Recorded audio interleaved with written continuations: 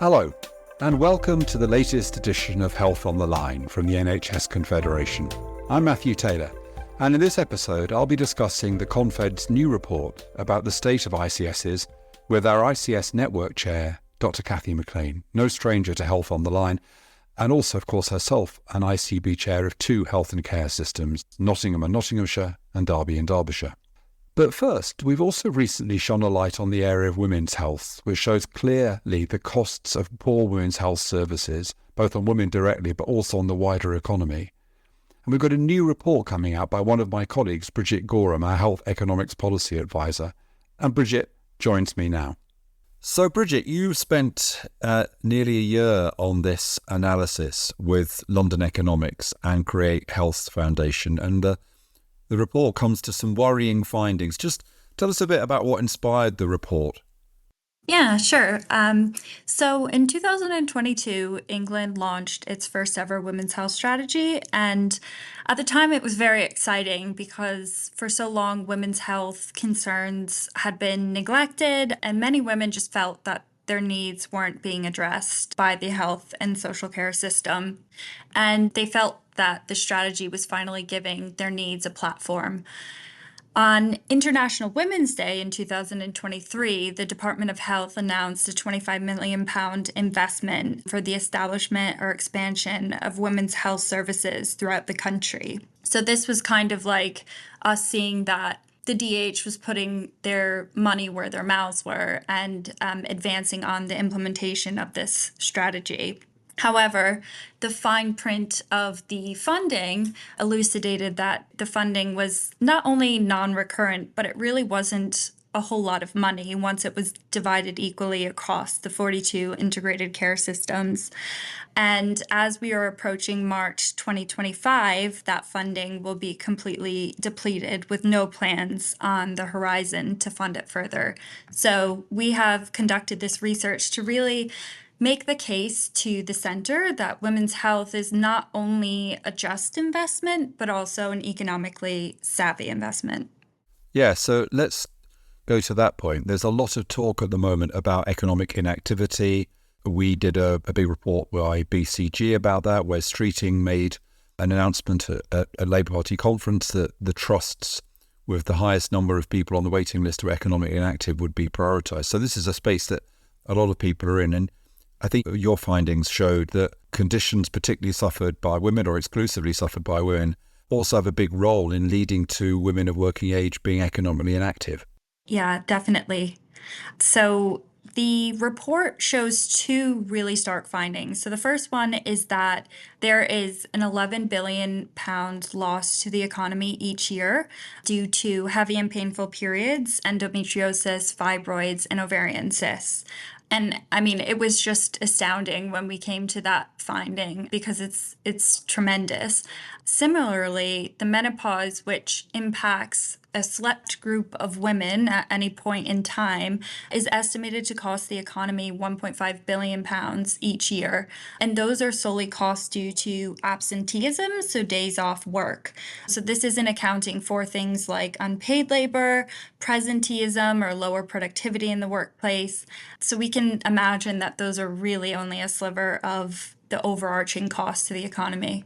And what about multiple conditions, Bridget? I mean, I have a personal take on this. My wife developed long COVID around the time she was also going through the menopause. I hope she doesn't mind me being so personal about it. There must be an element of this, which is the combination of some of these conditions and experiences with other illnesses. Definitely. Yep. In terms of multimorbidity, we found that there were several correlations between gynecological conditions, poor physical health, and mental ill health, with nearly half of the women reporting that while they did not take time off work as a result of the gynecological health condition, they would have liked to.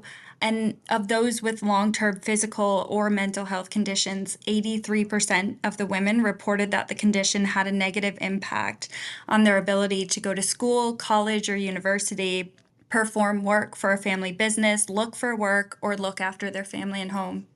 So, Bridget, if Wes Streeting, having read this really powerful report, was to say, OK, I'm going to make some money available for this. I've talked to Rachel Reeves. She thinks it's a priority as well. But, Bridget, where should we put our money first? Money is limited. What would you prioritize for investment? Yeah, so I think the first thing I would prioritize is the women's health strategy because, as I mentioned, we have a 10-year strategy. It lays some really great foundations for improving the health and care of women across the country, but we only have 2 years of funding to support it. And so, one of the recommendations in the report is precisely that funding, more robust and sustainable funding, is allocated to support the implementation of that strategy. And finally, Bridget, I just want to say, as Confed Chief Executive, I'm incredibly proud of this piece of work and incredibly grateful to you. And, you've shown enormous commitment to this work. It really it was your idea and you've followed it through, and it's incredibly impressive. But what further do we need to do in terms of understanding issues around women's health and how we can improve quality of services to women? So, as the report says, this is a very nascent conversation. I think it's the third report of its kind to highlight the potential return on investment of additional funding in women's health services or research. So, really, there's so much more to be done in the realm of women's health economics. This report specifically focuses on gynecological and reproductive health services because the women's health strategy is so focused on reproductive health. But as we saw yesterday, even the research around cardiovascular disease and women going underdiagnosed, undertreated, and underrepresented because they're not involved in clinical trials, they don't get the same access to life-saving treatment. And they frequently have symptoms such as high blood pressure that are dismissed by doctors. And so I really think this is, gender bias in medicine is not only scientific or biomedical, but it's also social, cultural, and political. And we need a kind of full reset of the system to really close this gender health gap. Well, thanks, Bridget. That's fascinating. If people, I'm sure they will, after hearing this conversation, want to go and read the report straight away, I guess it's going to be on the NHS Confederation website. Just tell people what they should put into Google if they want to read it. The title of the report is Women's Health Economics, Investing in the 51%. Bridget, thanks so much for joining me on Health on the Line. Before we get into the next part of Health on the Line, I've got a bit of a favour to ask. If you're a regular listener, in which case thank you, or if you're tuning in for the first time, in which case well done, I'm really keen to hear what you think about this podcast. In a way, I'm turning the microphone onto you so you can have your say. If you could spare just 5 minutes, it really is just 5 minutes to complete a short survey, you can help me, you can help us at the Confed make Health on the Line better, more relevant, more useful to you. You'll find the link in the show notes. I really look forward to hearing from you. Now, back to the programme. 2 years on from the establishment of integrated care systems, how is it feeling for ICS leaders on the ground? What are the key challenges, the barriers to progress, particularly on tackling health inequalities? As we at the Confed of all 42 systems and our membership, we conducted a comprehensive survey of ICS leaders, which revealed many things, including that 9 out of 10 ICS leaders are committed to shifting more care out of hospitals, but are concerned about a lack of long-term funding and planning, as well as feeling trapped in a short-term cycle of having to make budget cuts rather than focusing on delivering care transformation. So, as you can see, this goes right to the heart of how we're going to achieve the 3 shifts that Wes Streeting talks about. Kathy McLean, as I said, our ICS Network Chair, joins me now. Welcome, Kathy, to Health on the Line. Good to be here. So, Kathy, ICSs are entering their 3rd year as formal partnerships. There's a lot in this report. What do you see as the key takeaways from the research? Yes, and it was great that so many ICS leaders responded. So I think we've got a good feeling from them. So the things I take away, and I suppose the thing that pleasantly surprised me was the enthusiasm which still comes through for the mission. But I think that we also hear from them that it is very difficult at the moment, and these are challenging times, but they remain committed to the core purpose as to why systems were set up and the new arrangements to lead those were put in place. So we often talk at the Confed about what we call split screen thinking, which is how is it you address the immediate issues in one screen, but do it in a way which takes you to where you want to get to in the long term. And this issue of balancing the short and the long term is one of the most recurrent themes in the report and one of the most kind of recurrent challenges that ICS leaders talk about. Kathy, tell me how you, from the perspective of an ICB and ICP chair, how do you deal with this short-term, long-term challenge? Yes, and it is, as you say, Matthew, it is one of the big issues that comes up and I think has felt even more pressured. So in terms of the way that I see it and in my systems, you have to accept it. It is a reality. There are some real challenges in the present and we have to work and put things together so that they actually address those, whether they are related to operational challenges, appointments in general practice, or the sort of looming financial challenge, which I think really does impact on the way that leaders across systems are able to actually deliver for the longer term. But at the same time, we have to have discussions that allow us to keep focused on that future, because we're well aware that if we don't, we won't actually resolve any of the issues for the future, and we will end up in a worse position in 3-5 years' time. So, as you say, Matthew, it is a sort of split screen, or as some of us talk about, managing today and developing tomorrow. We have to do that, and it's a real challenge in terms of bandwidth for individuals. But actually, the future bit is, in some ways, the bit that was the reason we all went into this, and we are staying true to that ambition and our 4 purposes.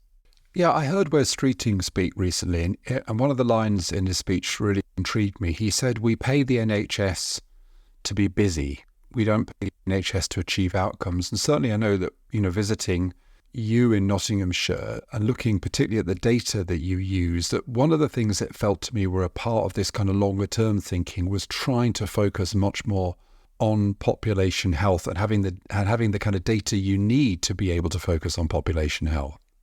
Absolutely. And interestingly, I have today just been reviewing our latest version of our outcomes framework. And it's absolutely vital that we do that and have that in a granular way, because every community is different.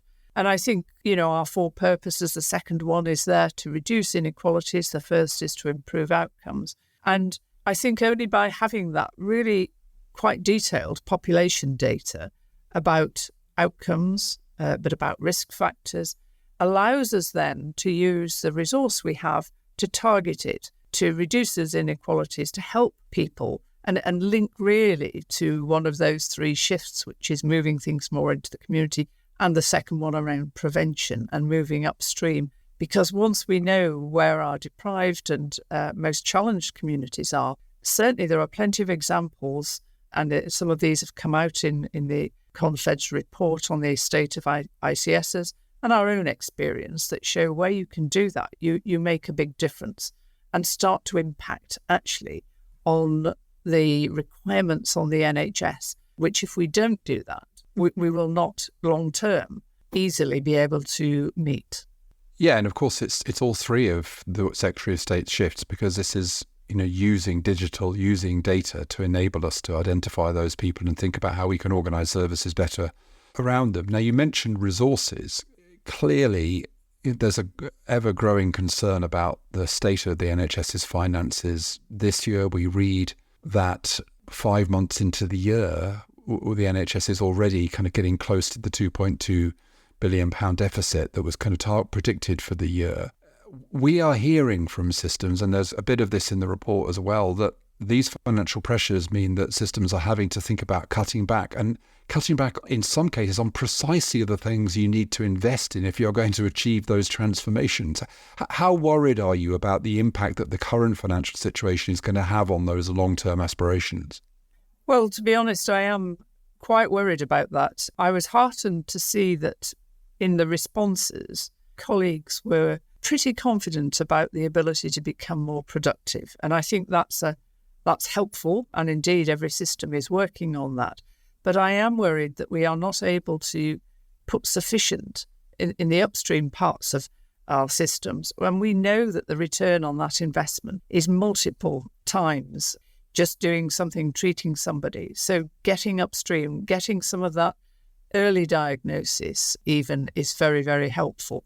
And we've got good examples of one of the ones I like to go and see locally is our targeted lung health checks. We've found huge numbers of stage 1 and 2 lung cancers and other cancers through that process. And it's really taking it right out into those deprived communities, allowing it to be easily accessible. But maintaining doing some of those things and even more primary prevention requires some resource. We are, through integration, able to leverage support from the voluntary sector, but I think colleagues are feeling this really to be very difficult at the moment. And you mentioned resources. We have many different interpretations of the word resource, but there's the actual money, there's the people, there's the equipment. And I think it's fair to say that short-term planning doesn't help system development.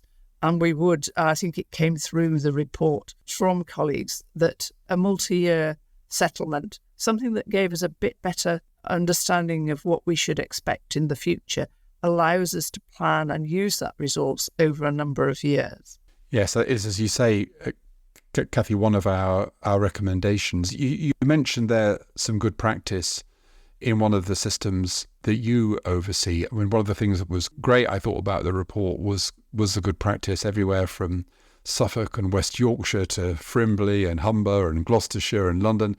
Do you sense, as chair of the ICS network, Kathy, is it giving people the space to learn from each other? Now systems is 3 years older.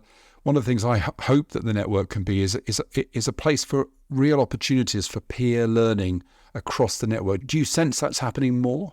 Yes, I mean, I think this is absolutely one of the benefits of networking and the Confederation being able to support that through its members. So my sense is that there is a tremendous amount of good practice. As you say, there's quite a bit in the report, but there's many others.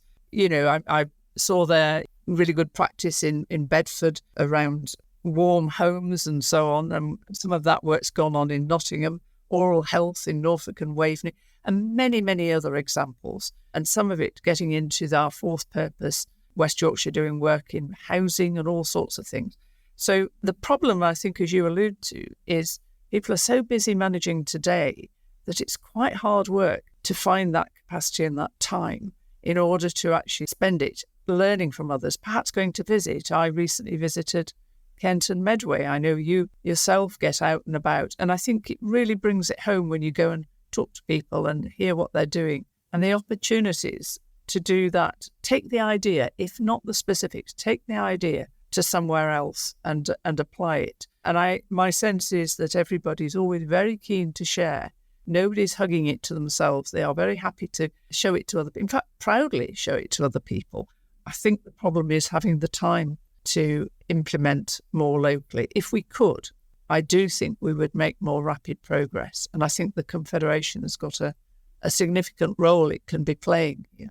Yeah, well, as you know, Kathy, you've probably heard me say this, that I think that the most dynamic systems, organisations with a capacity for continuous self-improvement have a characteristic, and that characteristic is that they align and balance top-down drivers of improvement, strategy, resource allocation, capacity to intervene when things go wrong, lateral drivers that are to do with kind of leadership, capacity, peer learning, professionalism, culture, and then bottom-up drivers that are to do with responding to the choices and voices of the public and patients that we serve. And it feels a lot of the time as though there is so much that comes top-down, partly because of the kind of political nature of the NHS, that it squeezes out that time that we would like to spend learning laterally from each other, responding bottom-up to our communities. And one of the first times I ever met you, you explained your kind of inverted pyramid, which seeks to put patients and the public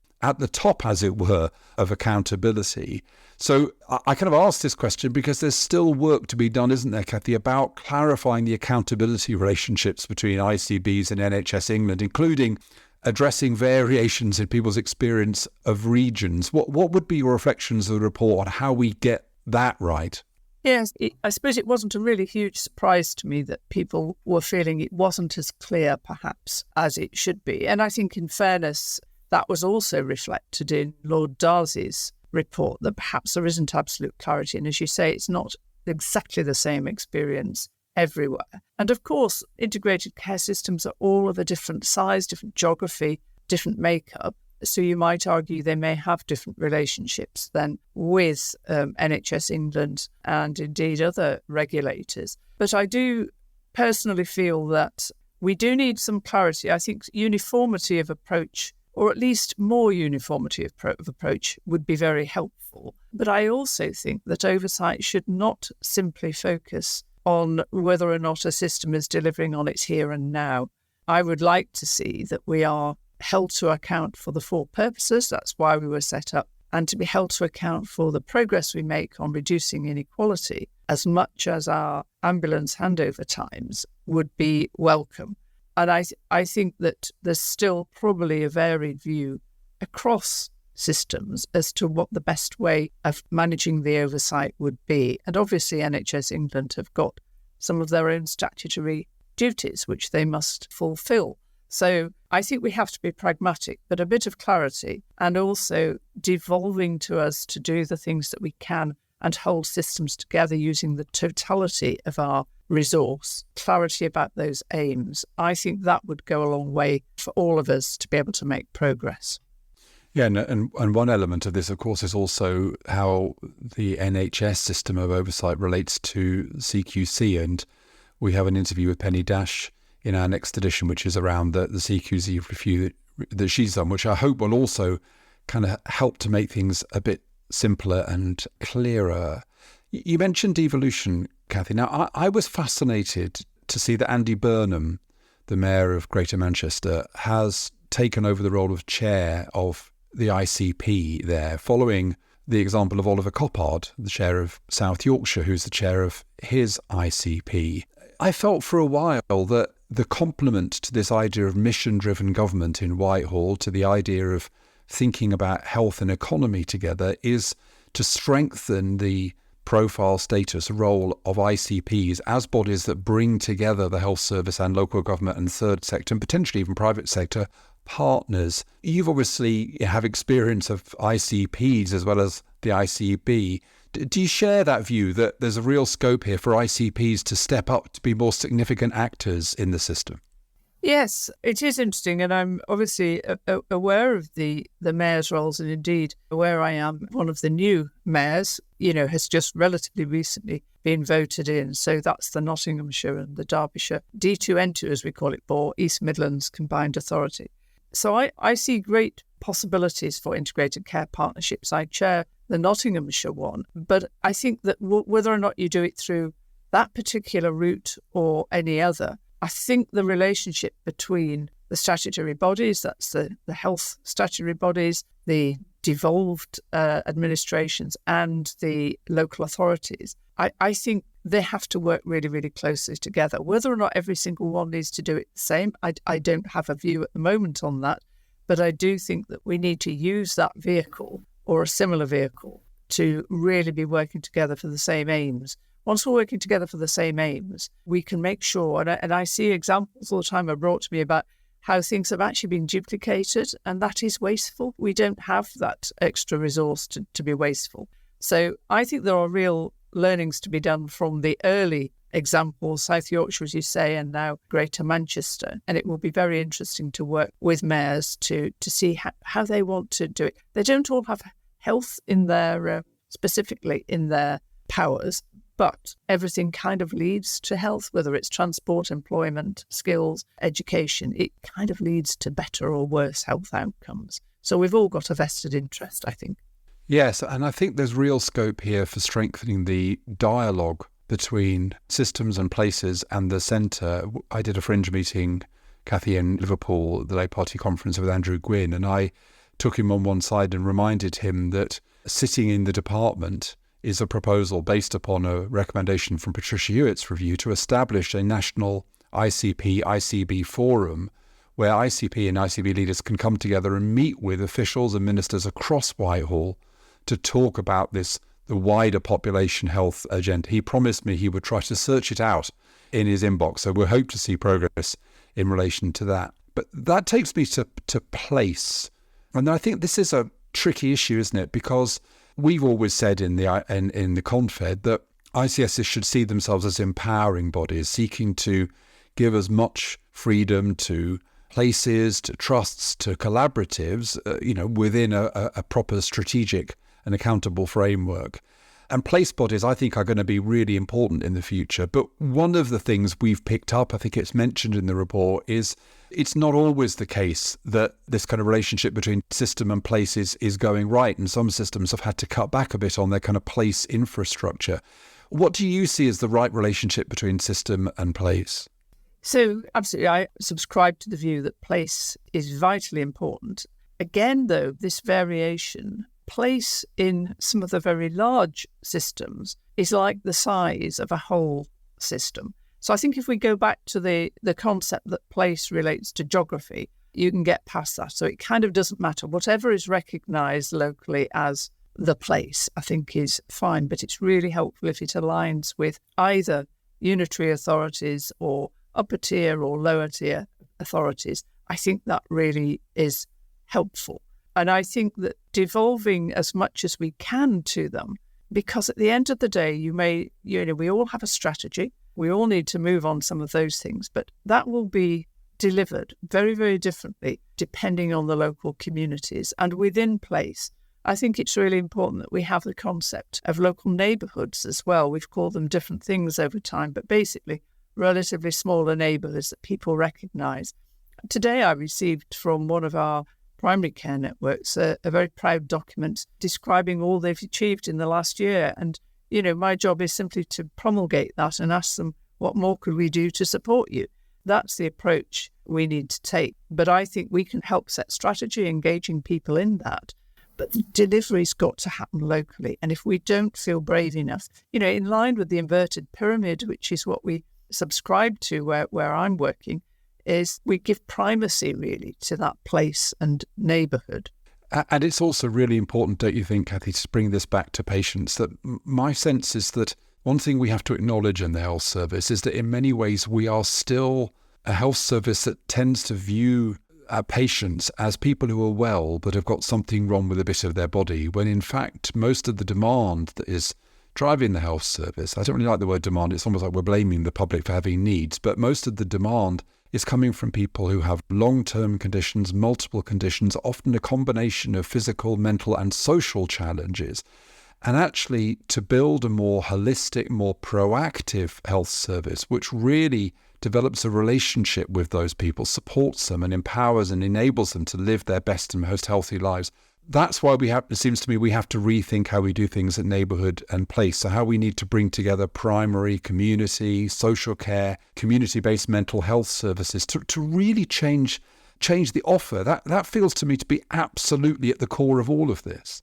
And absolutely agree with that. I mean, I've seen examples of where communities have had real challenges, but ultimately the members of those communities have become effectively the leaders. We've got this marvellous family mentoring scheme where those who've been mentored become the mentors themselves. So they sort of graduate almost through that process, but they understand their local communities, they understand the people, and they understand the challenges that they have.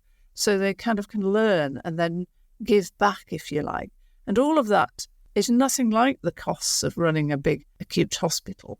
It's just that we don't necessarily get it going and give it sufficient airspace and small amounts of resource and the enormous dedication some people put into these things. Social prescribing, I've seen some marvellous examples of all of that, but it's at risk when we're struggling with money. I think the voluntary sector at the moment are feeling the squeeze too, because they are very dependent on little packets of money, but they add up to quite a bit all over. And I think that's something we need to watch out for. But local delivery of and I agree with you, I never like the term demand. I think this is people who need something. It's not a demand. It's actually, how do we help them become more self-sufficient and get into that prevention piece? Again, we'll do that through local general practices, primary care. These are great agents for prevention.